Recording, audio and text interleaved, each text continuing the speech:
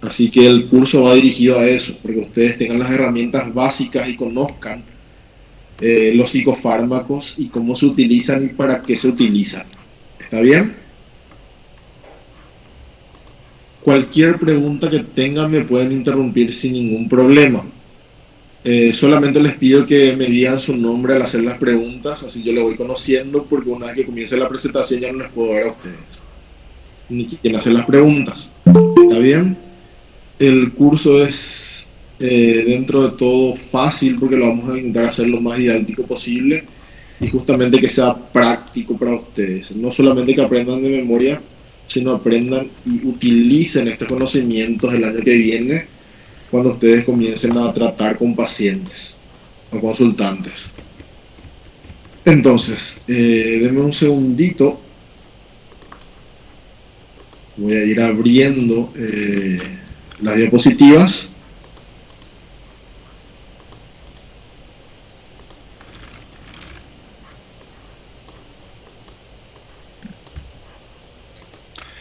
Y vamos a comenzar.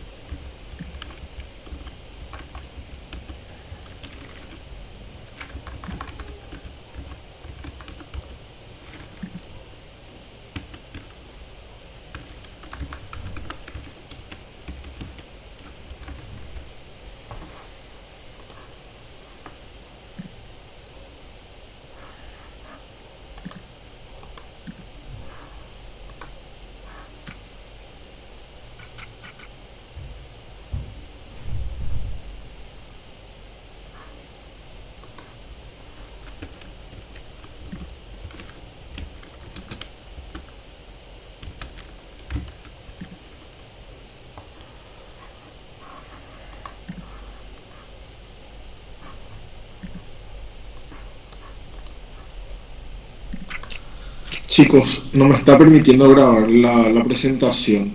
¿Alguno de ustedes podría grabar para luego compartir en la plataforma?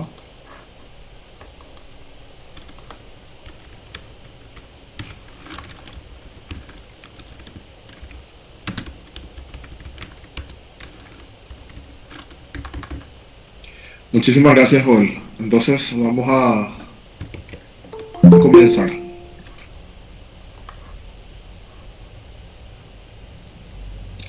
Me avisan cuando tengan la presentación en pantalla, por favor.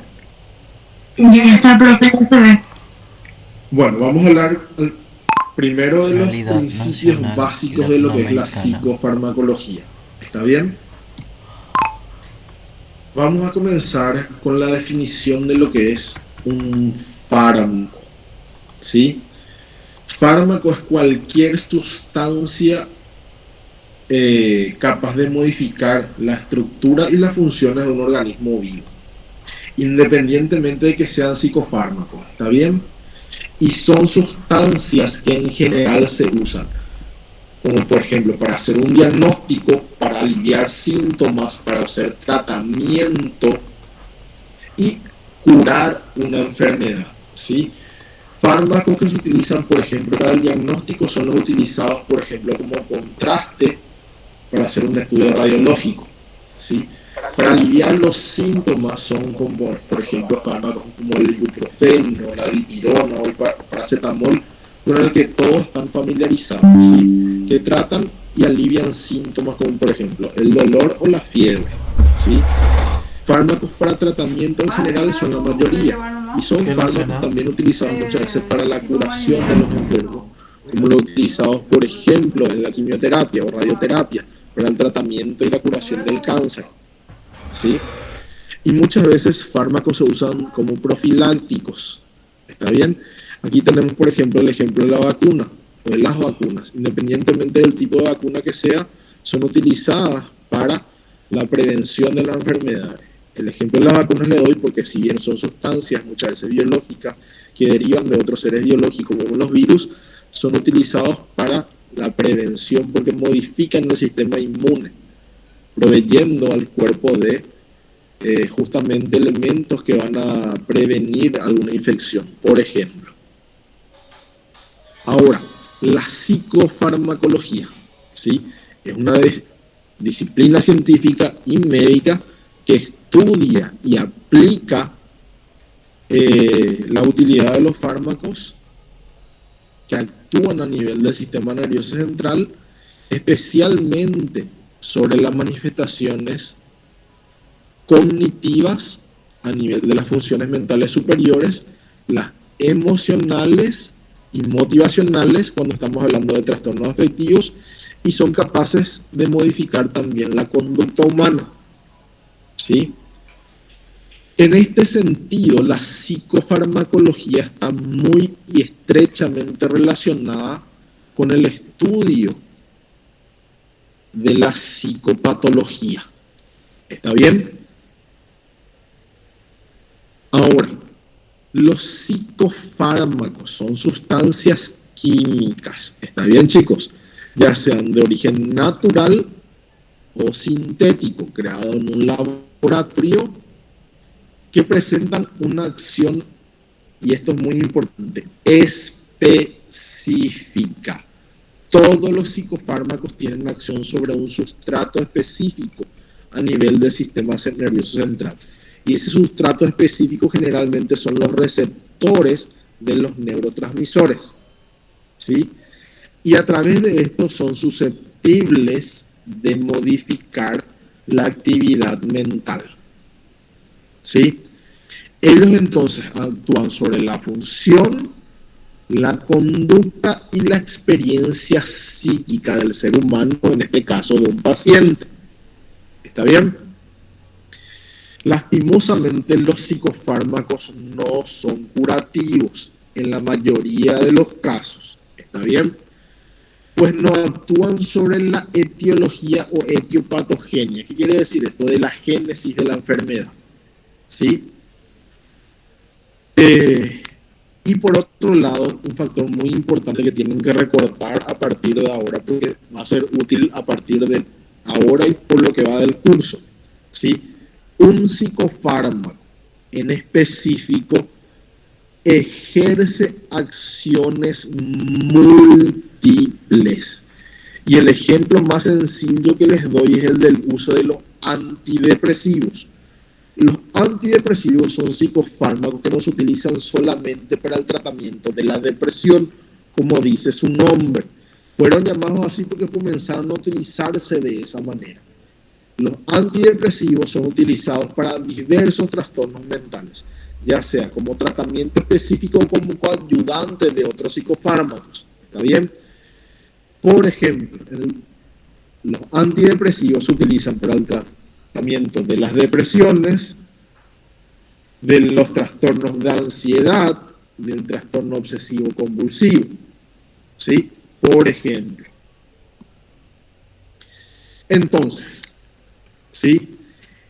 Los psicofármacos, también conocidos como xenobióticos, y en algunos casos conocidos como drogas en general, actúan en el organismo a través de dos mecanismos que ustedes tienen que conocer: la farmacodinamia y la farmacocinética, ¿sí? Vamos a ir explicando un poquito esto.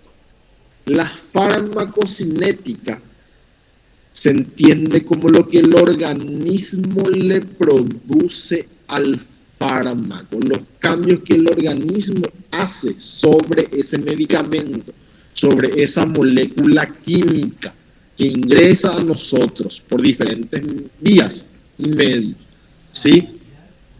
Es el estudio del ciclo cronológico de los fármacos y cómo actúan sus diferentes metabolitos. Metabolitos son las estructuras en las que se va convirtiendo el fármaco dentro nuestro. Voy a explicarlo un poquito mejor más adelante eso, ¿sí? Y la farmacodinamia, ¿sí?, es lo que el fármaco le produce al organismo, o sea, los efectos que nosotros esperamos tener de esos medicamentos en nuestros pacientes, ¿sí? Y es el estudio del ciclo cronológico y de la intensidad de los efectos del fármaco en el organismo. Ahora, ¿qué estudia la farmacocinética y la farmacodinámica? ¿Sí? La farmacodinámica, para su estudio, se divide en pasos y procesos por los que va pasando la medicación dentro del organismo humano, ¿sí? Y van desde el proceso de absorción, por ejemplo, cómo ingresa a nuestro cuerpo, cómo se distribuye, a qué órganos va para actuar, ¿sí? La fijación, sobre qué sustrato actúa principalmente, y luego la eliminación, transformación y excreción, cómo nosotros eliminamos del cuerpo esos fármacos, porque el fármaco no queda permanentemente allí. Y para sintetizar, todos estos procesos van en lo que el organismo le hace al fármaco para poder ser eliminado. ¿Está bien? Luego tenemos la farmacodinamia, en donde estudiamos el fármaco y la respuesta que tiene el fármaco en el cuerpo. ¿Qué es lo que le produce al organismo? ¿Qué es lo que produce en nosotros? ¿Está bien? De nuevo, citando el ejemplo del antidepresivo, cuando le administramos como tratamiento el antidepresivo a una persona que padece un trastorno depresivo mayor, el efecto que el fármaco tendría que producir es el de mejorar el estado de ánimo. En palabras sencillas, si bien es un mecanismo súper complejo cómo actúa, nosotros tenemos que saber que el fin es mejorar la sintomatología del paciente y lograr su bienestar. Ahora, este es un esquema del proceso por el cual se somete al fármaco dentro del organismo, ¿sí? Van a ver esta línea que divide lo que sería la farmacodinamia de la farmacocinética, ¿sí? En donde nosotros administramos la dosis de un fármaco al paciente, ¿sí? Luego, este fármaco se concentra en la sangre. ¿Está bien? ¿Cómo se hace eso? Por medio de la absorción, y esto se distribuye en las diferentes los diferentes órganos del cuerpo, ¿sí? Por ejemplo, en el cerebro, en el hígado, en los pulmones, dependiendo de para qué sería el fármaco. En nuestro caso, la concentración tisular de los psicofármacos tendría que ser en el cerebro, ¿sí? Es ahí donde a través de la sangre se tiene que distribuir, ¿sí? Una vez que estos fármacos actúen y cumplan su ciclo, tienen que ser transformados a su posterior eliminación. Una vez que este proceso cumpla su ciclo, nosotros vemos los efectos farmacológicos, y esos efectos se manifiestan sobre el comportamiento generalmente, ¿sí? Entonces, chicos, la farmacocinética, el efecto del cuerpo sobre el organismo, cómo se va modificando a medida que cumple sus funciones hasta ser eliminados, ¿sí? Esta ciencia es la que analiza, interpreta, describe el movimiento de los fármacos dentro nuestro, ¿sí? Y comprende procesos de liberación, absorción, distribución, metabolismo y excreción. ¿Está bien? Este proceso, chicos, quiero que conozcan y sepan. ¿Está bien? Ahora, vamos a hablar un poquito de cómo pasa esto. Volviendo. La liberación en específico habla de cómo el fármaco se prepara para que sea absorbido. Y hago este ejemplo por la boca porque generalmente los fármacos se administran de esa forma.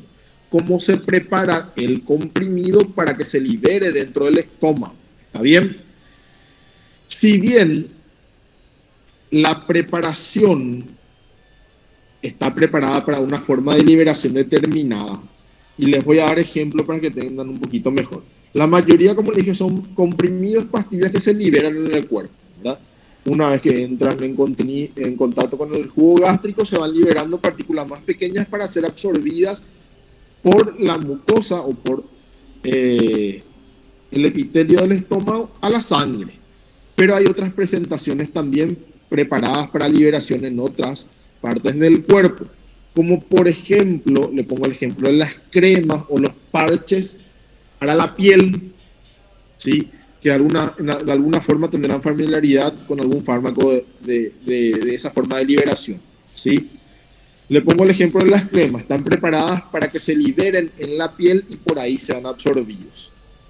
Volvamos al ejemplo más sencillo, pastillas que se liberan en el estómago y son absorbidos allí, ¿sí? Durante ese tránsito son absorbidos y pasan a la sangre, ¿está bien?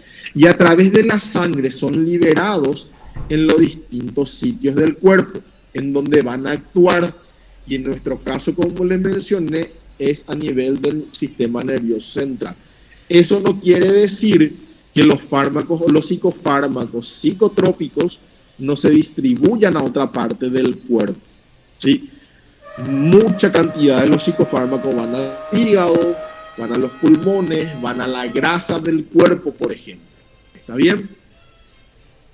La distribución, una vez que actúen, generalmente se vuelven a distribuir, por ejemplo, al hígado o los riñones, para que sean muchas veces transformados en otras sustancias para poder ser eliminados, ya sea por la bilis, a través de la materia fecal, o por la orina. ¿Me siguen hasta acá, chicos? Sí, profe. Entonces. Profe, yo creo que va muy rápido, perdón. ¿Cómo? Buenas noches, profe. Yo creo que va muy rápido. Yo al menos no te estoy siguiendo tanto porque... Bueno, díganme, por favor. Pueden ir un poquito más despacio. Por favor, ¿sí? Dale, gracias, profe. La liberación, como dijimos, tiene que ver con la forma en que el fármaco está preparado para entrar al organismo, ¿sí? Y la absorción tiene que ver cómo justamente ese fármaco ingresa a nosotros. Y generalmente se hace a través de los epitelios, ¿sí? Como por ejemplo la piel o la mucosa del estómago, ¿sí? La absorción se hace por distintos mecanismos. Yo les cito esto acá, pero no hace falta que ustedes conozcan con propiedad, ¿sí? La absorción, sí, como definición, tienen que entender que es el paso del lugar donde se libera el fármaco a la sangre. ¿Está bien? Y les repito, la absorción es el proceso en donde el fármaco, una vez liberado, se absorbe y entra a la sangre. ¿Está bien? Ahora, ¿qué factores intervienen para que un fármaco pueda absorberse? De nuevo, que pase de la del epitelio donde está, del lugar donde se libera, a la sangre, ¿sí? Por ejemplo, que sea soluble, chicos. ¿Qué quiere decir esto? Que se pueda dispersar con el agua, ¿sí? Y los fármacos que vienen en una presentación en solución acuosa son mucho más absorbibles que un fármaco que viene, por ejemplo, en una presentación oleosa, ¿sí? Les pongo el ejemplo en esto, ¿verdad? El ejemplo de las inyecciones. Las inyecciones acuosas generalmente son prácticamente indoloras, a no ser que se sienta bien el pinchazo, pero una presentación de un fármaco que viene en forma oleosa o de aceite, como muchos que vamos a ver en el curso, ¿sí? Duelen muchísimo, porque son muy difíciles de absorber y quedan en el cuerpo generalmente, y de la forma más fácil de que entiendas, como una pelota dentro del músculo. ¿Está bien? Luego tenemos un factor que se llama cinética de disolución, que es un factor químico, ¿sí? Que tiene que ver propiamente dicho con las propiedades, valga la redundancia, del fármaco, ¿sí? También la absorción depende de la concentración del fármaco. Mientras más concentrado sea, más fácilmente va a ingresar a la sangre, ¿sí? Otro factor que tiene que ver con la absorción es la circulación. Si el fármaco ingresa al cuerpo por un lugar donde tenga mucho riego sanguíneo, donde haya muchas arterias, ¿sí?, van a ser fácilmente absorbidos, ¿sí? El estómago y el intestino es un ejemplo, ¿sí? Y también en órganos donde tengan una superficie de absorción bastante grande. De nuevo, por ejemplo, ahí les cito el intestino. ¿Y cuál es el órgano más grande del cuerpo, chicos? Es la piel. La piel tiene una superficie de absorción enorme, o sea que va a ser más fácil que se absorba un fármaco, por ejemplo, por la piel, si está preparado para que sea liberado allí, ¿sí? Y también, por último, la vía de administración, ¿sí? Es fundamental para la absorción. Y aquí tenemos que ver la vía de administración y cómo influye. Generalmente los fármacos que se administran por vía intravenosa, IV es la abreviatura, ¿sí?, se absorben mucho más rápido, se distribuyen mucho más rápido y su efecto comienza mucho más rápido. Entonces, la vía más rápida para todos los procesos que vimos recién es por vía intravenosa. Luego tenemos la vía intramuscular, ¿sí? A cualquier persona que no estuvo internado y nunca se le puso una vía, sí o sí ya le habrán aplicado una inyección. ¿Está bien? Y es de esa forma la segunda forma más fácil de absorción de un fármaco. Y también con eso, su distribución, su actuación es mucho más rápida. Luego tenemos la vía subcutánea. Se hace por medio de una inyección también, pero inmediatamente debajo de la piel, ¿sí? Duele menos que las dos anteriores. Luego tenemos la vía oral, ¿sí? Se absorbe de manera rápida también, pero no tan rápida como las vías anteriores. Luego tenemos otras vías que son menos frecuentes, pero por ejemplo la vía rectal, el recto es un lugar que está muy vascularizado, que tiene mucha irrigación sanguínea y por ejemplo se usa muchísimo en las criaturas, en los niños, los lactantes, por ejemplo, con los supositorios y también en adultos, ¿sí? Estas dos vías, que generalmente son sus vías abreviadas, son intratecales, por ejemplo, las que se administran directamente en la médula ósea, que ustedes no tienen que conocer y generalmente en psicofármacos no se utilizan. ¿Está bien? El resto de estas presentaciones sí se utilizan con psicofármacos. A medida que vayamos hablando de los fármacos específicos, vamos a hablar de su vía de administración. Ahora, ¿sí?, la farmacodinámica. Dijimos que es el efecto que produce el fármaco en el cuerpo, ¿sí? Esto es lo que nosotros esperamos que el fármaco produzca en nuestros pacientes y generalmente es el alivio de sus síntomas, el bienestar del paciente y si se puede la curación. Pero como dijimos en el principio, con los psicofármacos es muy difícil y en los trastornos mentales, ¿sí? Aquí tiene que ver cómo actúa el fármaco en el organismo, como ya dije, ¿verdad? Pero el mecanismo de acción es lo que va a marcar el efecto del fármaco. El mecanismo de acción es cómo actúa propiamente dicho, qué estructuras modifica, qué engranajes mueven el cuerpo humano para poder producir su efecto, ¿sí? Y cuando estamos hablando de mecanismo de acción dentro de los psicofármacos, ellos tienen como diana, como objetivo generalmente, estoy hablando de los psicofármacos, el receptor de los neurotransmisores que están en el cerebro. ¿Está bien? Los receptores son estructuras químicas muy variables en donde se unen los neurotransmisores y a partir de allí producen su efecto fisiológico, lo que tendrían que producir si uno está sano. El fármaco lo que hace es unirse a ese receptor en vez del neurotransmisor y producir un efecto similar un efecto contrario o potenciar la acción del neurotransmisor que propiamente dicho ya está allí. Entonces, vamos a hablar un poquito del receptor farmacológico. El receptor farmacológico generalmente es el receptor del neurotransmisor. ¿Está bien?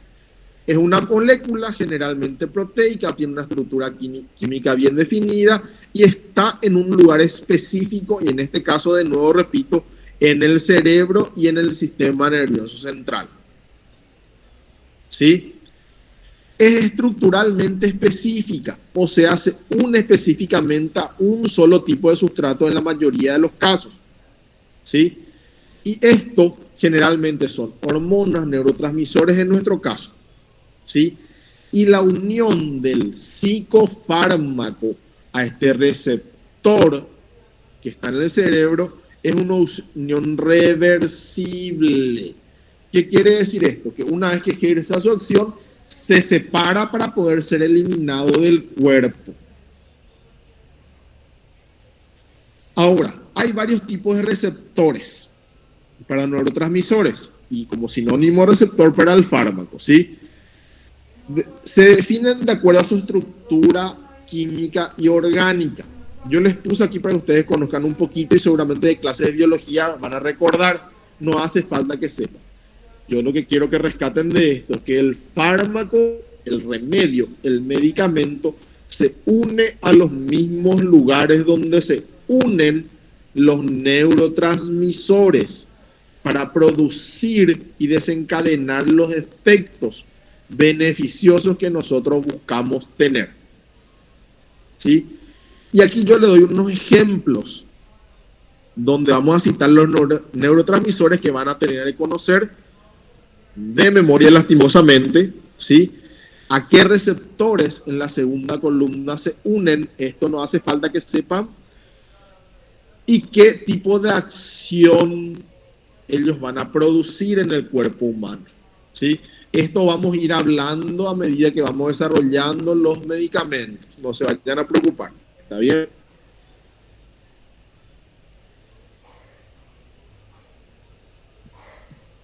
Ahora, nosotros tenemos que hablar un poquito de la interacción del fármaco con el receptor. ¿Sí? Por ejemplo, el primer factor que interviene en esta interacción es la afinidad. ¿Sí?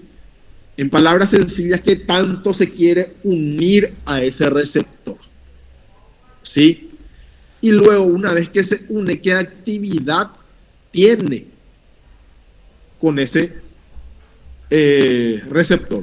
Y vamos a hablar de la actividad intrínseca. ¿Qué quiere decir esto? Que una vez unido el psicofármaco, la molécula del psicofármaco, a nuestro receptor ya produce la acción específica que tiene que producir y que generalmente es análoga a un neurotransmisor. ¿Sí? Y se produce la acción farmacológica, el cambio concreto que provoca ese fármaco. Y se manifiesta como el efecto farmacológico. Y es la manifestación observable de esa acción. ¿Cómo nosotros vemos eso? Generalmente con la remisión de los síntomas del paciente. ¿Sí? Luego tenemos otros factores como la potencia. Es la cantidad del fármaco que se requiere para producir un efecto. Generalmente un fármaco en pequeñas cantidades que produzca un efecto, hablamos de un fármaco potente. Pero un fármaco que requiera más cantidad para lograr el mismo efecto, hablamos de un fármaco menos potente. Y algo muy importante que vamos a desarrollar a lo largo del curso con casi todos los psicofármacos, ¿sí? La tolerancia, ¿sí?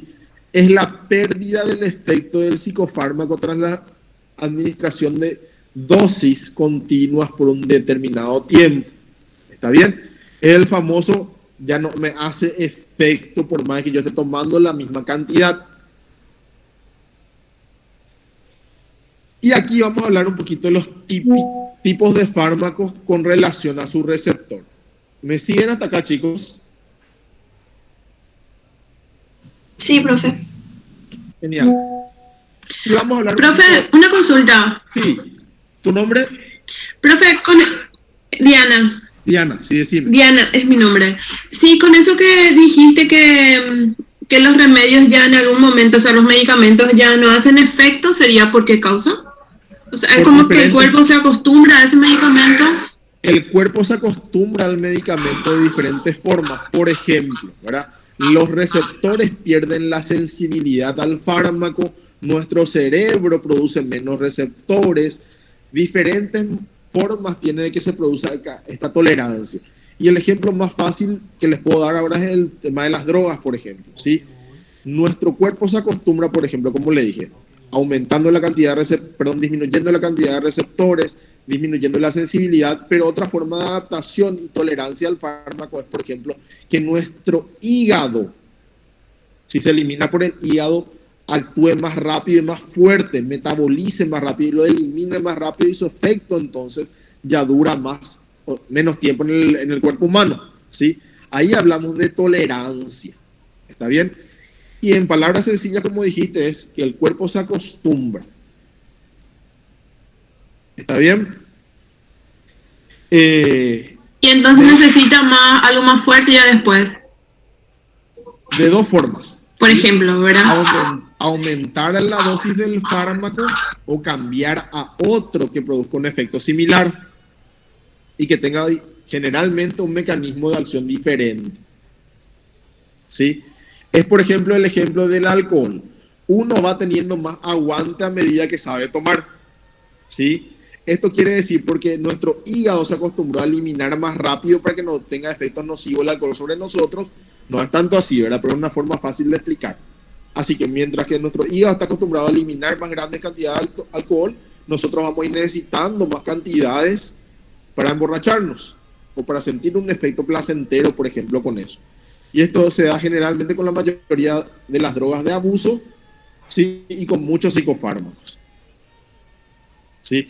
El mecanismo de acción para que se genere la tolerancia es bastante versátil y depende muchísimo de qué tipo de fármaco sea, dónde se produzca su eliminación, dónde haya metabolismos, un montón de cosas. Pero, como te dije, en palabras sencillas es que el cuerpo se adapta para aguantar más la dosis del fármaco. ¿Sí? Y ahí su efecto no viene a ser el mismo que al principio. Y como te dije, cuando hay tolerancia, se necesitan aumentar la dosis, pero generalmente vuelve a pasar lo mismo, el cuerpo se adapta, tolera más el fármaco. O se necesita cambiar por otro fármaco que tenga un efecto similar al que nosotros buscamos para una acción farmacológica para, por ejemplo, disminuir la intensidad de un síntoma o lograr el bienestar del paciente. ¿Sí? Entonces, vamos a hablar un poquito de los fármacos y la relación que tiene con el receptor. Aquí yo les cité varios, pero yo quiero que conozcan dos, ¿sí? ¿Qué hace el fármaco al unirse al receptor? Y vamos a hablar de dos principalmente, agonistas y antagonistas, ¿sí? Dijimos que el agonista tiene una afinidad propia por el receptor y tiene una actividad intrínseca, o sea que produce el mismo efecto que el neurotransmisor que nosotros queremos que tenga. ¿Está bien? Y el antagonista tiene una afinidad, pero no tiene una actividad intrínseca y generalmente produce un efecto contrario a lo que nosotros estamos buscando, ¿sí? Bloqueando la acción del neurotransmisor. Y le doy el ejemplo aquí, adelantándome un poco con los antipsicóticos. Los antipsicóticos son antagonistas de la dopamina. ¿Qué quiere decir esto? Se producen y se hacen para que se unan al mismo receptor donde se une la dopamina en el cerebro. Pero en vez de que produzca el mismo efecto de la dopamina, produce el bloqueo de la acción de la dopamina. Así hablamos de antagonista. ¿Sí? Y generalmente los fármacos agonistas son los que producen el mismo efecto que el neurotransmisor. ¿Entendieron esa parte, chicos? Sí, profe. Sí, profe. Perfecto. Bueno, el origen de los fármacos, como le dije, puede ser de origen orgánico o vegetal, o sintético, ¿sí? Cuando hablamos de un origen orgánico puede ser vegetal, animal, mineral, ¿está bien? Como las sales de litio, por ejemplo, ¿sí? O el sodio que ustedes ven en los sueros, porque el cloruro de sodio generalmente se utiliza en el suero fisiológico, ¿sí? ustedes también están ingiriendo sodio, por ejemplo, que es un mineral en la sal, y tiene efectos tanto beneficiosos como nocivos para el cuerpo, ¿sí? Y los de origen sintético son generalmente fármacos producidos en laboratorio, ¿sí? Los semisintéticos son conocidos y considerados como modificados a partir de un sustrato biológico, ¿sí? Y luego tenemos ahora lo que se utiliza en el tratamiento como biotecnología, por ejemplo, a través de la modificación de genes, ¿sí? Ahora, vamos a hablar un poquito de lo que es la farmacoepidemiología, ¿sí? Es el estudio de los determinantes, las características y los efectos del uso de los fármacos en las grandes poblaciones. Esto se hace para saber los efectos y si se obtienen beneficios con el uso, ¿sí? Se hacen generalmente antes de lanzar un fármaco en un proceso de experimentación controlado, ¿sí? Y analiza un impacto real de estos fármacos en la práctica clínica, ¿sí? La farmacovigilancia habla de los métodos y registros para poder comercializar, vender un fármaco y utilizarlo de manera segura. Profe. ¿Sí? Perdón, profe, te quiero hacer una consulta antes que vayas más lejos. Con respecto al origen de los medicamentos, Sí. ¿Cuál para vos es el mejor? ¿Los minerales? Porque los sintéticos son totalmente artificiales, ¿verdad? Sí, totalmente. Entonces, ¿serían mejor los de origen mineral, animal, no. vegetal? Los de origen, vamos a hablarle de una estructura orgánica, ¿verdad? Generalmente los sintéticos tienen la misma estructura que un fármaco orgánico, pero se sintetizan en un laboratorio. Y vamos a hablar de, por ejemplo, los derivados del opio, de los opioides, ¿sí? Estos fármacos no difieren en nada de la estructura química de lo que ustedes consiguen en la naturaleza, son igualitos, pero solamente que se sintetizan en un laboratorio. No hay diferencia. Luego tenemos fármacos que se utilizan y se sintetizan propiamente en un laboratorio y no se consiguen en un ambiente natural, digamos, u orgánico. Pero de nuevo, los elementos con los que se producen y se manufacturan son todos elementos que nosotros encontramos en cualquier estructura química de cualquier sustancia. Al decir sintético, yo me refiero a que se hace en el laboratorio, pero sus componentes pueden ser de origen, digamos, de cualquier tipo, ¿sí? Ustedes mismos, en general, digamos, ¿verdad? Le pongo el ejemplo ahora del cannabis, ¿sí? El CBD, que se utiliza en el cannabis para el aceite de cannabis, que tiene efectos médicos beneficiosos, se puede conseguir en la planta, ¿sí? Pero se puede hacer en el laboratorio con la misma estructura química, ¿sí? Así que no podemos hablar de repente un beneficio si en lo natural o en lo sintético puede haber, porque sintético, como le dije, habla solamente que se hace en el laboratorio, pero la estructura puede ser igualita, idéntica a la que se consigue en un ambiente natural, ¿sí? De un origen vegetal o animal, por ejemplo. ¿Entendiste esa diferencia?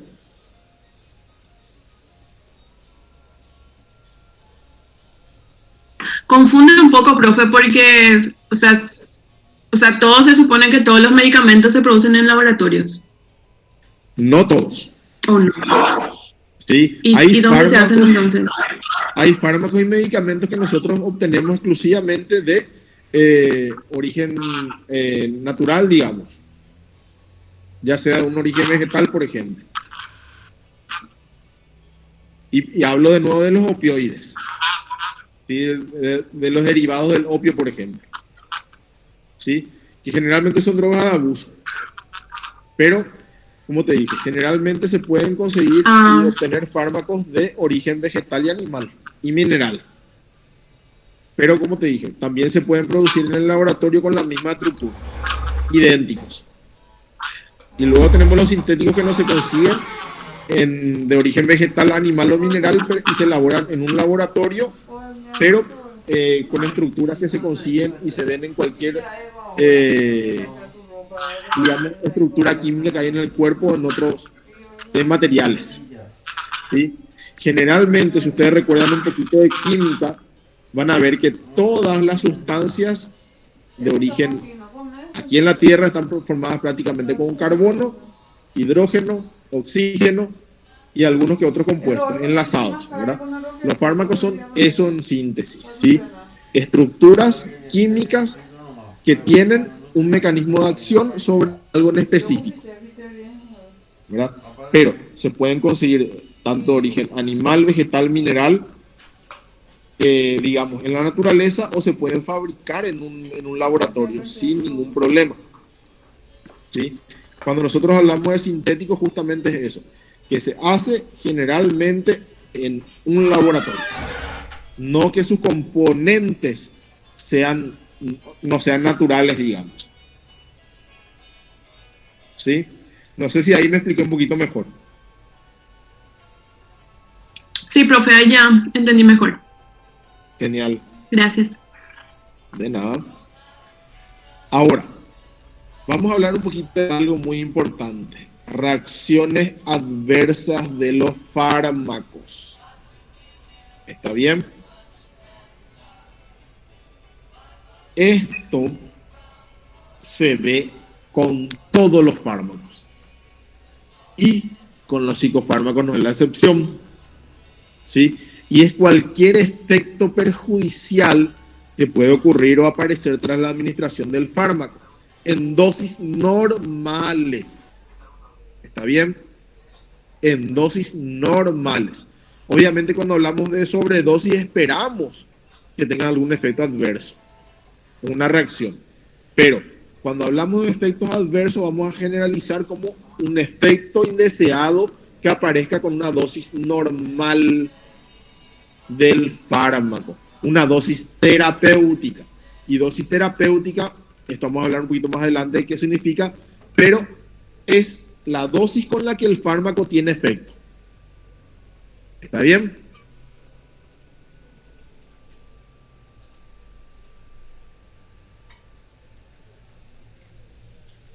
¿Me siguen hasta acá, chicos?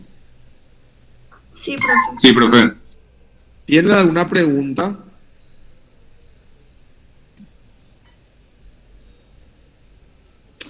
Profe, yo tengo una pregunta con respecto Sí, a al antipsicótico que dijiste que anula el efecto de la acción de la dopamina. Sí. Por eso es Palabras entonces, específicas, eso, ¿verdad? por ¿Cuál es tu eso pregunta? y sí, quiero nomás sacarme esta curiosidad. Por eso que la gente que toma antipsicóticos está normalmente aletargada. De cierta forma sí, Fátima. Lastimosamente es un efecto adverso del fármaco. Cuando hablemos de antipsicóticos vamos a ver que los fármacos antipsicóticos se unen al receptor de la dopamina, ¿sí? Pero la dopamina tenemos receptores en todo el cerebro y no tiene una unión específica en determinada zona como tendría que ser. Y la psicosis se produce en una vía muy específica de la dopamina, que es la vía mesolímbica, ¿sí? Ahí la dopamina está muy activada. Hay demasiada dopamina, está súper activada y produce la psicosis, que son las alucinaciones, los delirios. ¿Está bien? Cuando nosotros le damos el psicofármaco, el antipsicótico al paciente, si bien en esa vía mesolímbica disminuye el efecto y la acción de la dopamina, lo hace a nivel de todo el cerebro. ¿Está bien? Y también afecta, por ejemplo, el estado de ánimo, la cognición, produciendo efectos adversos como la apatía, la anedonia, la abulia, por ejemplo. Y también produce otros efectos adversos indeseados al bloquear el efecto de la dopamina, como por ejemplo el parkinsonismo. Los antipsicóticos pueden producir Parkinson, ¿sí? Si bien pueden ser reversibles, pueden producirlos. Y también un efecto adverso muy indeseado que se produce tanto en hombres como mujeres es, por ejemplo, la producción de leche, ¿sí? Lastimosamente son fármacos que tienen muchos efectos adversos, ¿sí? Todo es cuestión de controlar la dosis y monitorizar al paciente. Y eso vamos a ver cuando justamente mencionemos los antipsicóticos. Son fármacos de cuidado. ¿Sí? Y Fátima, el efecto que vos ves de letargo en los pacientes se llama neuroleptización, el efecto que se produce. Sí, Diana. Profe, justo hoy estuve leyendo sobre el litio. El litio que se usa para los trastornos bipolar, creo. Sí, para el trastorno bipolar. Se suele utilizar. Sí. Y también leí un artículo donde decía que se estimula también la memoria. Bueno, hay muchos estudios controversiales sobre eso. Porque el litio de por sí puede producir somnolencia, ¿sí? Y disminución de las capacidades mentales, dependiendo de la dosis. Un efecto de letargo también en el paciente. Cuando el paciente tiene somnolencia, su atención y concentración de por sí ya disminuyen, ¿sí? Pero son estudios bastante controversiales, Diana, y vamos, como te digo, vamos a hablar también de eso, sobre el litio, cuando vemos la clase de estabilizante del estado de ánimo. Porque el litio es un estabilizante del estado de ánimo. Gracias, profe. Me gusta mucho este tema de medicamentos. Qué suerte. Me interesa mucho. A ver, ¿alguna otra pregunta, chicos? Profe, ¿viste ese cuadro que mostraste y que dijiste que tenemos que saber? Lo que tenemos que saber es el fármaco y el receptor. Sí, ¿verdad? les repito de nuevo. Lo que tienen que conocer es el fármaco. Generalmente de eso no se van a escapar. Van a tener que saber de memoria los psicofármacos. ¿A qué receptor se unen? Generalmente yo no les voy a pedir, ¿sí? Porque receptores hay fácilmente van a encontrar 1000 a 1500 por lo fácil. Es imposible saberlo de memoria todito, ¿sí? Pero el nombre, cuando hablemos de ellos, ayuda a que quede en la memoria. ¿Sobre qué neurotransmisor actúa? Es lo que yo quiero que sepan. ¿Está bien? Receptores para el neurotransmisor, muchísimos. Ustedes van a saber el nombre y sobre qué neurotransmisor actúa. Porque neurotransmisores tenemos contados, ¿sí?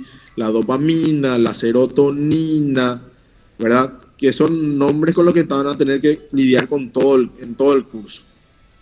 ¿Está bien? Así que María del Mar,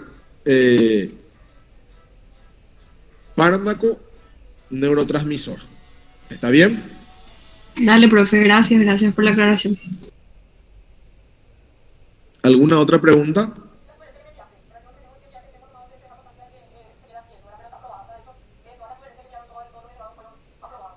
Entonces pasamos al siguiente tema, ¿está bien?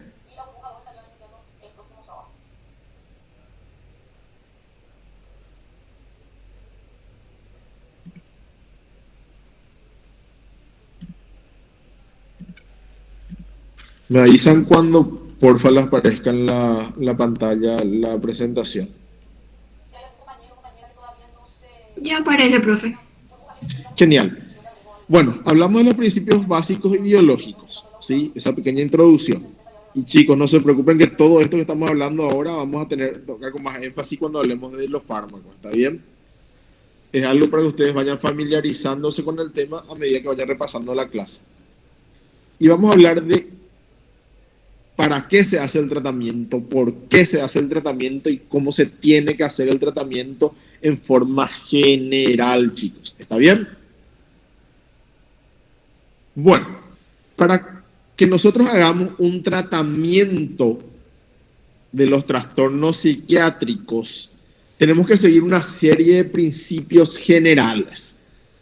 Y en forma resumida son 3, chicos, ¿sí? Cada vez que nosotros decidimos usar un psicofármaco en un paciente, tenemos que hacer una evaluación integral y esta tiene que ser exhaustiva, ¿sí? Tenemos que tener un diagnóstico si ya es posible, pero algo que ustedes van a tener en cuenta siempre con los pacientes es que el diagnóstico en psiquiatría no es estable. ¿Está bien? Y el diagnóstico no se hace con una consulta o una entrevista. El diagnóstico se hace en forma longitudinal y no transversal.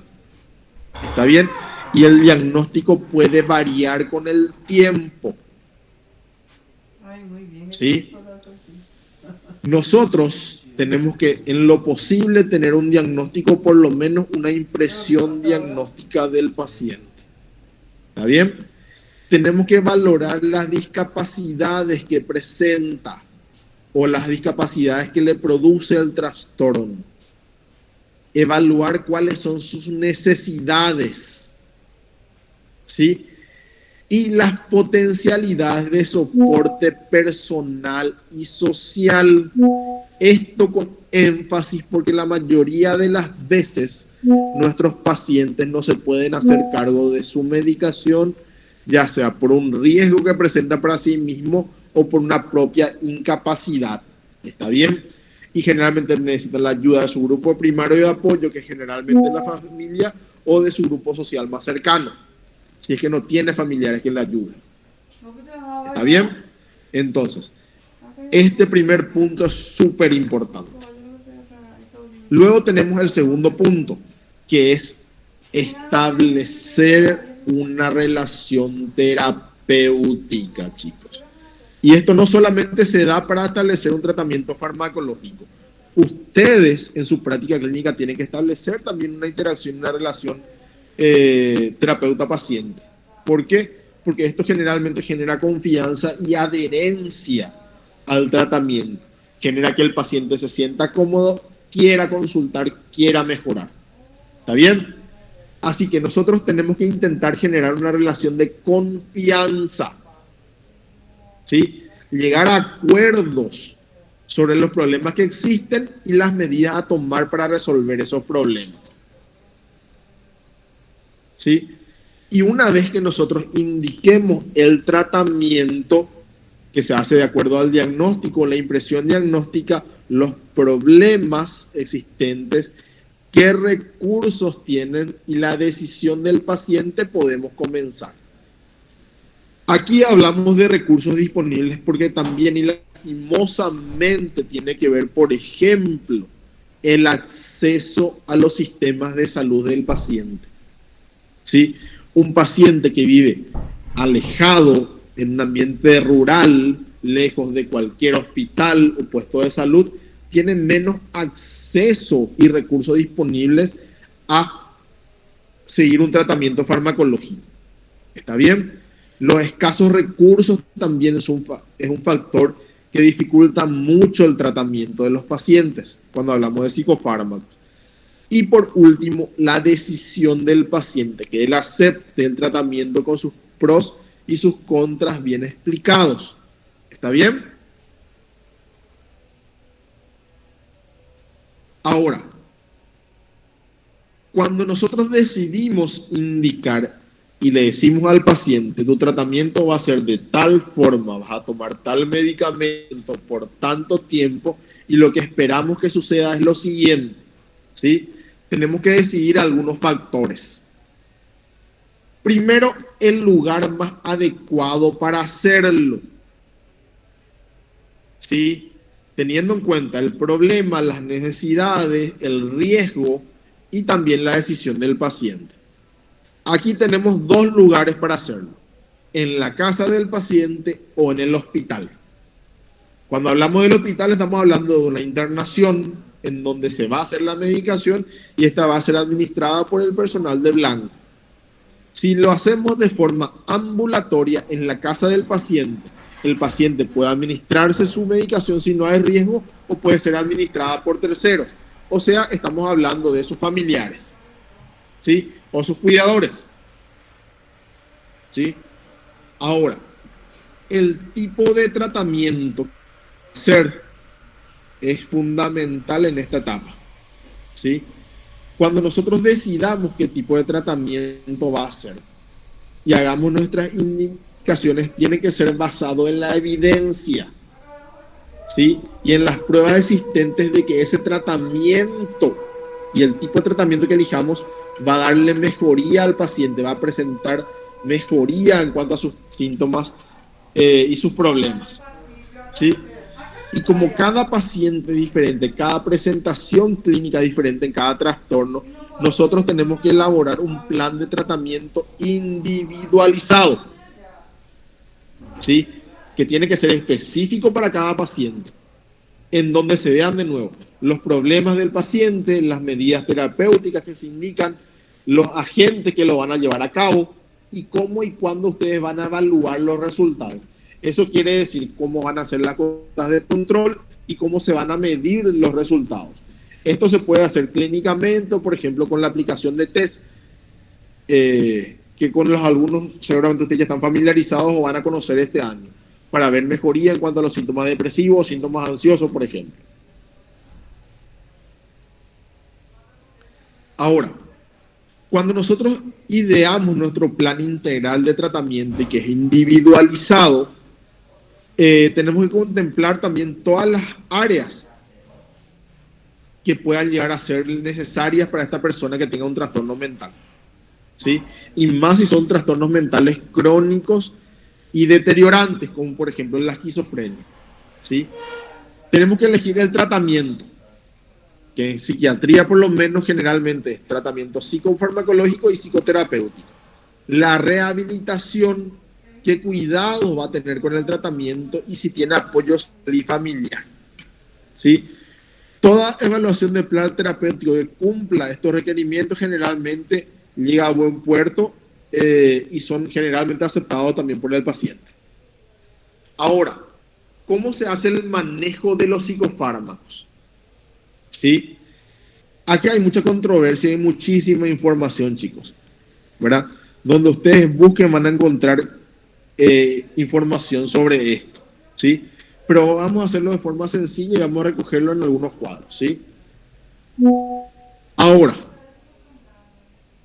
como dijimos, la valoración diagnóstica es fundamental y esta está sujeta a revisiones, o sea que puede ir cambiando a medida que pasa el tratamiento y corre el tiempo, ¿sí?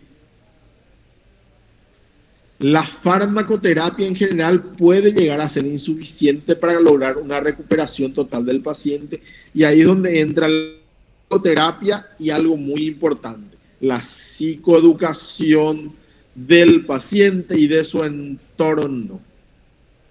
En nuestra cultura aquí en Paraguay está muy arraigada el concepto de el fármaco te va a hacer adicto, no vas a poder dejar el fármaco, no te hace falta el fármaco, vos solito vas a poder, tener que ponerle ánimo, ponerle garra que vas a mejorar, ¿verdad? Esa parte, la psicoeducación es fundamental para lograr una respuesta terapéutica en la mayoría de los casos. ¿Está bien?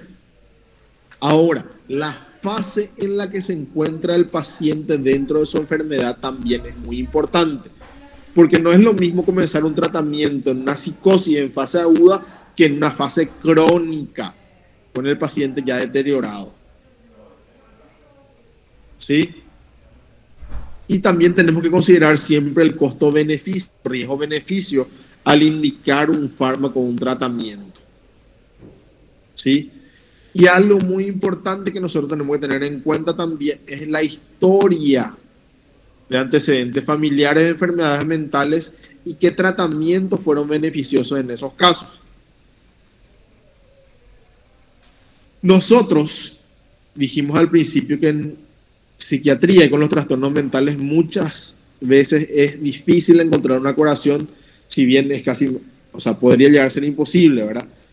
Por eso es muy importante identificar los síntomas diana, los objetivos que sirvan como marcadores de la psicopatología. ¿Está bien? Son los síntomas que nosotros vamos a querer atacar y mejorar con los fármacos. Y lo que vamos a ir controlando en su evolución para ver si mejora y si hay respuesta con el medicamento, ¿sí? Y una vez instaurado el tratamiento también tenemos que controlar de cerca y constante y continuamente la aparición de efectos adversos durante lo que dure el tratamiento. Y en algunos casos, en enfermedades mentales y crónicas como la esquizofrenia o el trastorno bipolar, se hace la monitorización durante toda la vida. Y esto incluye consultas clínicas y exámenes de laboratorio para saber cómo está el paciente. ¿Sí? Otros principios hablan de que cuando hay una decisión de instaurar el tratamiento, se tiene que hacer mediante la evaluación de los riesgos y beneficios, ¿verdad? Que el fármaco a elegir tenga más efectos beneficiosos que efectos o riesgos para el paciente a la hora de hacer un tratamiento, porque lastimosamente, como en el caso de los antipsicóticos, en efectos adversos son conocidos, aparecen muy frecuentemente, pero lastimosamente no hay otro fármaco que ayude a estabilizar al paciente. ¿Sí? Cuando nosotros decidamos, la evaluación del paciente tiene que ser exhaustiva y tiene que incluir, obviamente, una evaluación del estado mental, pero también una evaluación de su estado físico y estudios de laboratorio. Por eso en consultorio, cuando vamos a iniciar un tratamiento, generalmente pedimos laboratorio de control, electrocardiograma. ¿Sí? Y esto les voy a ir explicando un poquito más después, más adelante. ¿Sí? Ahora, en lo posible, lo ideal es evitar la polifarmacia. ¿Qué quiere decir eso? Que se utilicen muchísimos fármacos para tratar al pobre paciente. ¿Está bien? La mayoría de la cultura, lastimosamente que viene también de hace décadas en el tratamiento psiquiátrico o psicofarmacológico, habla de la necesidad de mucha medicación para estabilizar al paciente. Eso es algo que ya no se ve ahora y no se pone en práctica. Lo ideal es la menor dosis posible del fármaco y la menor cantidad de fármacos para el paciente como regla general. No, muchas veces no es posible, pero por lo menos intentamos seguir ese objetivo. ¿Está bien? Y también, en un principio, se debe utilizar la dosis mínima efectiva. O sea, la mínima dosis con la que el fármaco tiene efecto. De esto, chicos, dos cosas van a rescatar, o tres cosas en realidad, ¿verdad? Primero, estado general del paciente. Tiene que estar bien físicamente, y esto se ve con el examen físico y el laboratorio. ¿Está bien? Y otros métodos auxiliares de diagnóstico como el electrocardiograma, por ejemplo. ¿Sí? Evitar el uso de múltiples fármacos dentro de lo que sea posible y usar la mínima cantidad de fármaco en la dosis para que sea efectiva. ¿Está bien? Ahora, esto es la regla, chicos. Por lo menos cuando estamos hablando de psicofármacos. Cuando nosotros iniciamos un tratamiento y cuando los vamos a retirar, se tiene que hacer de forma gradual. ¿Esto por qué, chicos? Al iniciar un tratamiento, al hacerlo de forma gradual, minimizamos el riesgo de la aparición de efectos adversos. ¿Está bien? Y cuando retiramos el fármaco, minimizamos al mínimo el riesgo de efectos rebotes o síndromes de abstinencias. No todos los psicofármacos lo producen, pero en algunos se puede ver. ¿Está bien? Ahora, al retirar, como les mencioné, pueden aparecer estos síntomas de discontinuación y síntomas de abstinencia. Ahora, también tenemos que tener en cuenta que muchas veces cuando nosotros instauramos un tratamiento en un paciente, el paciente puede estar tomando también otros remedios, otros medicamentos por otras patologías.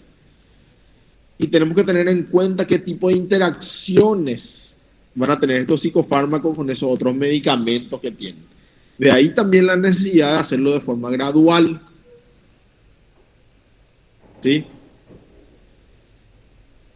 Ahora, para utilizar los fármacos, en lo posible tenemos que utilizar fármacos que están ampliamente probados. ¿Está bien? Y que sean aprobados por las instancias correspondientes. ¿Sí? Cuando nosotros decidamos cambiar un fármaco, tiene que ser una buena razón. Dentro de esa buena razón está, por ejemplo, la poca respuesta al fármaco o que no tenga efectos sobre el paciente. Y otra buena razón es, por ejemplo, la cantidad de efectos adversos en el paciente. ¿Sí? Y recalco de nuevo, combinar fármacos solamente en situaciones especiales y en lo posible evitarlo. Ajustar cuidadosamente la dosis. Una vez que nosotros llegamos a nuestra dosis terapéutica y necesitamos aumentar la dosis, también tenemos que hacerlo de forma gradual, con cuidado, con observación del paciente. ¿Sí? Y también tener en cuenta la consideración del intervalo de las tomas. ¿Qué quiere decir esto? Que sea fácil para el paciente tomarlo. Primero desde ese aspecto, ¿verdad? En lo posible que sean fármacos que se puedan tomar en una sola dosis o 2 dosis al día, ¿sí? Con un intervalos grandes entre toma y toma. Esto favorece mucho la adherencia del fármaco. Y también en este punto se considera qué efecto tiene, cuánto dura el efecto y todo lo que tiene que ver con lo que hablamos al principio, ¿sí? Tiene que ver con farmacocinética o farmacodinámica, chicos. Esto tiene que ver más con la farmacocinética, ¿sí? Cuánto tiempo está en el cuerpo el fármaco, en cuánto tiempo se eliminó, y ahí sí generalmente ya se requiere, antes que pierda su efecto, la dosis siguiente, ¿sí? Cuando nosotros decidamos la duración del tratamiento, esto tiene que ser comunicado al paciente de forma clara y concisa, ¿sí? Y con eso dar recomendaciones al paciente. Recomendaciones generales que van desde, por ejemplo, la hora en la que tiene que tomar, si tiene que ser lejos, cerca de las comidas, que tiene que evitar a la hora de tomar. Por ejemplo, cuando administramos benzodiazepinas, por ejemplo, evitar utilizar maquinaria pesada o maquinaria peligrosa. Si es un carpintero, restringirle el uso, por ejemplo, de la sierra circular en su trabajo. ¿Está bien? Tenemos que recomendarle a los pacientes y hablarles de los efectos iniciales probables del fármaco. Cómo va a ser la mejoría, qué efectos van a tener cuando comiencen a actuar, ¿sí?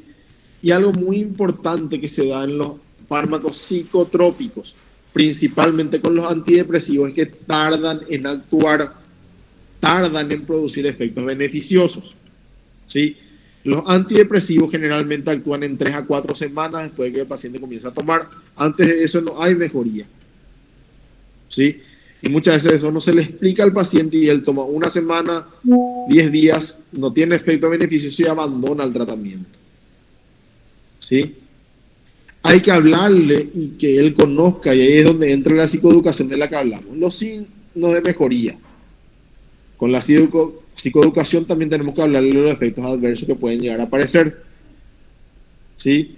Y cuando hablamos de efectos adversos tenemos que hablarles de lo que son graves, en donde si aparecen, inmediatamente tienen que suspender el fármaco e ir a la urgencia.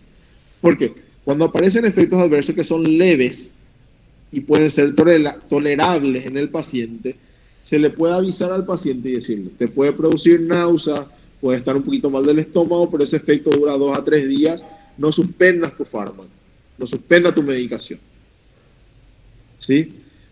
Y algo que todos los pacientes preguntan y generalmente no hace falta que se les diga es las restricciones con el fármaco. Y aquí viene la pregunta, ¿puedo tomar alcohol? Y generalmente la respuesta es no, cuando hablamos de psicotrópicos, ¿sí? Ahora, para hacer un resumen de lo que hablamos recién, ¿sí? A la hora de elegir un fármaco, nosotros tenemos que basarnos en la evidencia. Estas son las pruebas científicas existentes, proveídas por estudios comprobados, ¿sí? En donde los efectos beneficiosos sean mayores a los efectos de riesgo para el paciente, ¿sí? Ahora, ¿cómo vamos a elegir el fármaco dentro de tantos que existen? Porque antidepresivos tenemos, por citarle, mínimamente 20. ¿Sí? Con esto no les asusto, chicos, pero por lo menos esos 20 van a tener que conocer 15. De memoria. ¿Está bien?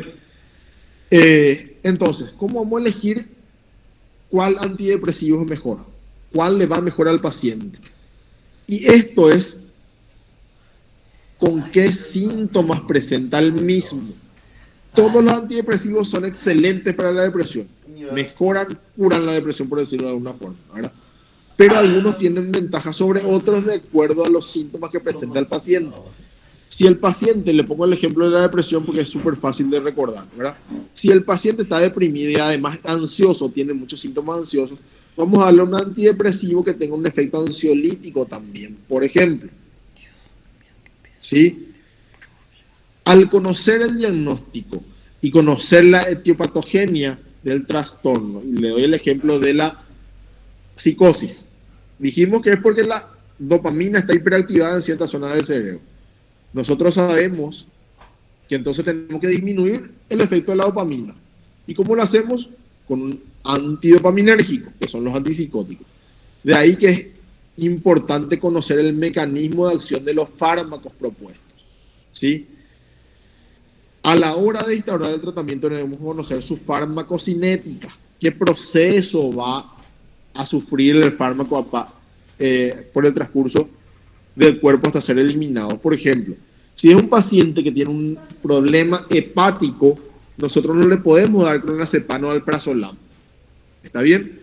Porque no va a eliminar, se va a ir acumulando en su cuerpo, va a tener una sobredosis y va a tener un montón de efectos adversos. Se va a intoxicar. De ahí es que tenemos que conocer, por ejemplo, por dónde va el fármaco y por qué procesos se someten al cuerpo. ¿Sí? La posible interacción de los fármacos con otros medicamentos, o si nosotros le vamos a administrar más de uno y cómo interactúan entre ellos, ¿sí? Y algo muy importante que hasta ahora no les mencioné es las contraindicaciones según otras enfermedades presentes en el paciente, ¿sí? Por ejemplo, si nuestro paciente es cardiópata o tiene problemas del corazón, tiene arritmias o problemas en la contracción del corazón, nosotros no le podemos dar una clase específica de antidepresivos, que son los antidepresivos tricíclicos. Y más uno habrá escuchado hablar de la amitriptilina porque el tío o el abuelo o alguien de su familia toma. ¿Sí? El conocido como Neurotol. No le podemos dar a un paciente cardiópata eso. ¿Sí? Ahora, resumiendo de nuevo, ¿sí? El estudio tiene que ser completo en el paciente, física y mentalmente, para poder valorar la administración del fármaco.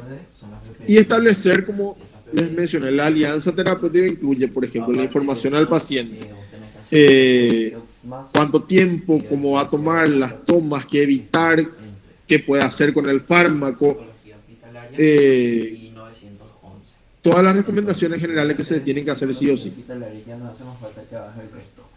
Ahora, la información tiene que ser completa en este punto. Ya les mencioné que es para favorecer la alianza terapéutica y la adherencia al tratamiento, pero también para evitar efectos indeseables por el desconocimiento del paciente.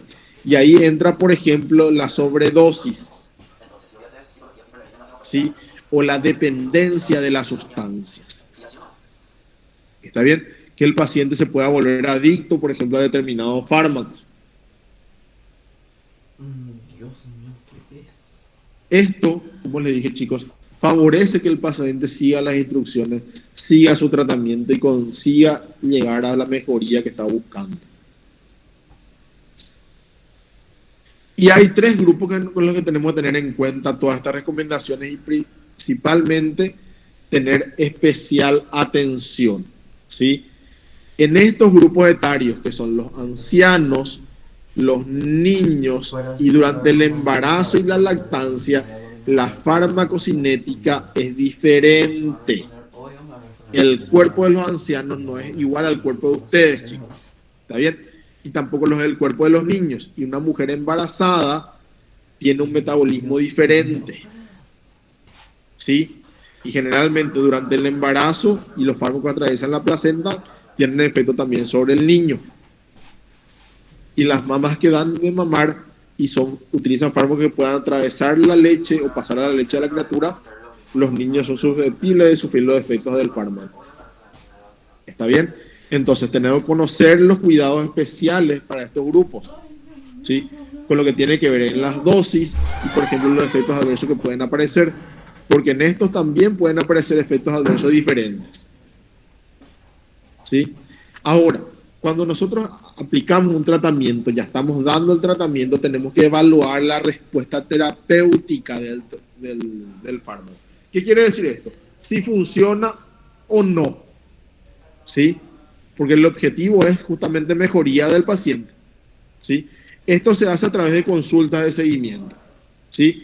Y en muchos fármacos es posible hacerlo a través del nivel del fármaco en la sangre, la concentración del fármaco en la sangre. Esto se da en especial con los fármacos estabilizadores del estado de ánimo, como por ejemplo el fármaco que mencionó la compañera, el litio. Nosotros tenemos que hacer monitorización constante. Le pedimos sus análisis de sangre para ver cómo está el litio ahí, su dosaje de litio. Eso se hace a los 7 días de hacer el tratamiento, al mes, a los 3 meses, cada 6 meses, ¿sí? Acompañado de estudios de sangre completo para ver cómo está en el cuerpo, ¿sí? Porque el litio interviene, por ejemplo, sobre el metabolismo del sodio, interviene sobre muchísimas otras cosas. Por ejemplo, los antipsicóticos. Nosotros tenemos que pedir a los pacientes cada 6 meses por lo menos un control de su glicemia, de sus triglicéridos y colesterol, porque los antipsicóticos hacen que todo eso aumente, ¿sí? Entonces, la monitorización es constante y continua. Ahora, vamos a hablar un poquito y a grandes rasgos, como dijimos, que un fármaco no se utiliza específicamente para una cosa, para el tratamiento de un trastorno en específico, ¿verdad? Sino que, por ejemplo, les mencioné los antidepresivos, se pueden utilizar para la depresión, para la ansiedad, para un montón de patologías, ¿sí? Y les puse ejemplos, ¿verdad? El antidepresivo, como el nombre dice, se utiliza para el trastorno depresivo mayor, para la distimia, que es el trastorno depresivo crónico, para el TOC, el trastorno obsesivo compulsivo, para el trastorno de crisis de angustia o trastorno de pánico, para la fobia social, para el trastorno por control de los impulsos, ¿sí? Los antipsicóticos se usan para la esquizofrenia, el tratamiento de la manía en el trastorno bipolar, y por ejemplo se usa también para el tratamiento de algunos síntomas en el trastorno borderline, el trastorno límite de la personalidad, o el trastorno delirante, que está también dentro de los cuadros psicóticos. Los ansiolíticos se usan para el trastorno de la ansiedad generalizada, se usan en los pacientes esquizofrénicos, se usan en los pacientes depresivos. Los fármacos hipnóticos son fármacos que producen específicamente sueño para dormir y se usan en el insomnio, pero el insomnio es un síntoma de muchas patologías, como por ejemplo el trastorno bipolar, el trastorno depresivo mayor y la esquizofrenia. Entonces también se utilizan allí, ¿sí? Los estabilizadores del ánimo se utilizan casi exclusivamente en el trastorno bipolar cuando hablamos de trastornos mentales. Pero los estabilizantes del ánimo son en su mayoría anticonvulsivantes y se usan en tratamiento en neurología para el tratamiento de la epilepsia, ¿sí? Los psicoestimulantes se usan para, por ejemplo, el trastorno por déficit de atención e hiperactividad en la infancia y en el adulto, y la narcolepsia, que es un trastorno del sueño. Entonces, a lo que quiero llegar con esto, chicos, es que un psicofármaco, por ejemplo, un antipsicótico, no se usa solamente para la esquizofrenia o para la psicosis. Nosotros podemos utilizar dentro de los trastornos psiquiátricos, ¿sí? O para tratar diferentes síntomas dentro de trastornos psiquiátricos. ¿Está bien? ¿Alguna consulta hasta acá, chicos? No, profe, súper claro. Muchas gracias. Bueno, chicos, ¿están con pilas todavía para continuar un ratito más? ¿O mucha información ya por el día de hoy? No, profe, mucha información ya por el día de hoy. Bueno, chicos, entonces, para la próxima clase, el próximo lunes, creo que todavía no es el primer lunes. A ver, un poquito, déjeme un segundito, voy a ver mi calendario. Lunes 30 es, profe. Lunes 30, perfecto. El lunes que viene ya vamos a hablar de la clasificación de los fármacos. Ahí van a tener que ya apelar un poquito a su memoria, ¿está bien? Es una Dale, clase profe, genial. lastimosamente bastante aburrida, chicos, no les puedo decir otra cosa, en donde vamos a hablar de la clasificación, vamos a comenzar a conocer los fármacos por nombre y por mecanismo de acción, ¿está bien? Y el lunes 6 va a ser nuestra clase presencial, Va a ser una clase a la que pueden asistir todos si quieren, no se va a llamar lista, pero vamos a intentar hacer un poco más didáctico y práctico esto, ¿verdad? Yo les voy a dar caso, vamos a discutir, vamos a ver, conocer los fármacos, les voy a llevar muestras para que vean, vamos a hablar de presentaciones, vamos a hablar de lo práctico. ¿Está bien? Profe, una consulta. Sí. Nosotros tenemos los jueves psicometría de forma presencial. Es los jueves que tienen. Los jueves, no son los lunes. Yo no sé Bien. si los jueves a vos te quedaría bien o... Lastimosamente los jueves me es imposible. Pero como les dije, chicos, mira, esto es para la gente que puede. Como saben, no se puede llamar lista, no hay asistencia, pero yo creo que le va a ser súper útil a la gente que puede. ¿Está bien? Porque vamos a trabajar de forma súper dinámica. A mí me gusta preguntar, me gusta que ustedes pregunten, y así vamos, o sea, vamos a ir viendo que se aprenden mucho mejor. Para la gente que pueda, obviamente. Ok, profe, entonces el lunes 6 es presencial ya. El primer lunes de cada mes. Ok, gracias, profe. Genial. Bueno, ¿alguna otra pregunta, chicos? Profe, ¿en qué horario quedaría lo de las clases presenciales? A las 8. Bueno, Nuestro horario de clase normal. El otro lunes, profe, entonces. El lunes 6. El otro lunes lo que va a ser presencial. Lunes 6, Ileana. Ah, bueno, gracias. De nada. ¿Alguna otra consulta, chicos?